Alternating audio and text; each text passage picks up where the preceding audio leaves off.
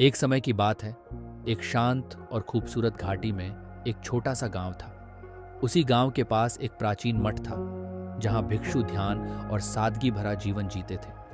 इन भिक्षुओं में से एक खास भिक्षु था, जिसे उसकी दयालुता और लोगों की मदद करने की आदत के लिए जाना जाता था। वह हमेशा मुस्कुराता और हर किसी की परेशानी ध्यान से सुनता। एक दिन गांव का एक युवा लड़का बहुत परेशान होकर मठ आया।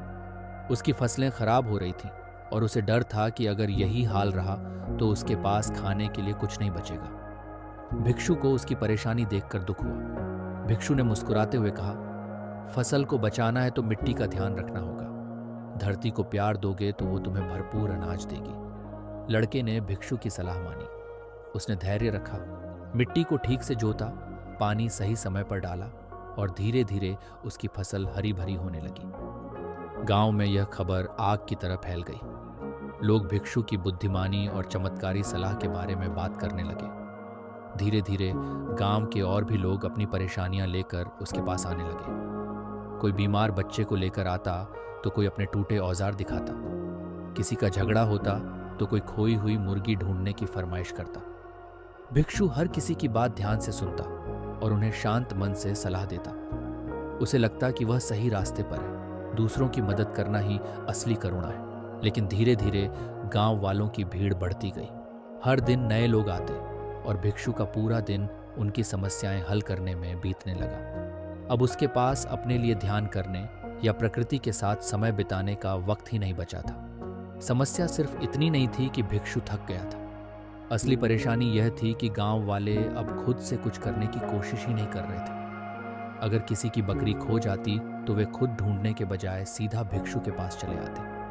अगर पड़ोसी से झगड़ा हो जाता तो भी भिक्षु से ही सुलह करवाने की उम्मीद करते। धीरे धीरे गांव वाले उसकी सलाह को एक मदद के रूप में नहीं, बल्कि एक जरूरी सेवा मानने लगे। एक रात थक कर जब भिक्षु अपने कमरे में बैठा तो उसे एक जरूरी एहसास हुआ। मैंने तो करुणा के नाम पर गांव वालों को मुझ पर निर्भर बना दिया है। अगर मैंने हर छोटी बड़ी बात में उनकी मदद की तो वे खुद सोचने और सीखने की ताकत खो देंगे। अगली सुबह जब गांव वाले अपनी समस्याएं लेकर आए तो भिक्षु ने पहले की तरह समाधान नहीं दिया। इस बार उसने बस एक सवाल पूछा, अगर इस परेशानी का तुम्हारे जीवन में कोई मतलब हो तो वो क्या होगा? गांव वाले पहले तो चौंक गए। उन्हें लगा कि भिक्षु अब मदद नहीं करेगा। लेकिन जब उन्होंने इस सवाल पर सोचना शुरू किया तो धीरे धीरे उन्हें समझ आने लगा कि हर समस्या कुछ सिखाने के लिए आती है। किसी ने धैर्य सीखा तो किसी ने समझदारी। किसी को अपने रिश्ते सुधारने की सीख मिली तो कोई अपनी मेहनत पर भरोसा करना सीख गया। धीरे धीरे गांव वाले खुद अपने फैसले लेने लगे। अब वे हर छोटी बड़ी बात के लिए भिक्षु के पास नहीं जाते थे। वे समझ गए कि असली बुद्धिमानी खुद के अंदर होती है। गांव फिर से खुशहाल होने लगा।